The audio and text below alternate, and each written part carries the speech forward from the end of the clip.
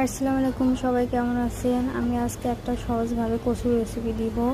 আপনারা ইতিমধ্যেই দেখেছেন যে আমি মাছগুলো মাখিয়ে রেখেছি এবং কচুগুলো সিদ্ধ করে রেখে দিয়েছি। প্রথমে আমি মাছগুলো ভাজি করে নেব সুন্দরভাবে এপাশ ওপাশ করে।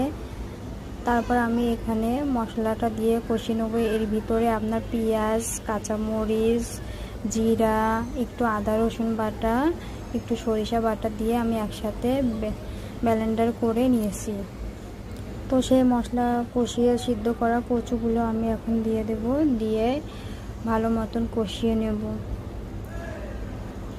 তো ভালো মতন আমি ঢাকনা দিয়ে একটু কষিয়ে নিয়ে এখানে আমি সুন্দর করে কষিয়ে ঝোলের পানি দিয়ে দিয়েছি। তারপর এক এক করে সব মাছগুলো দিয়ে দেব।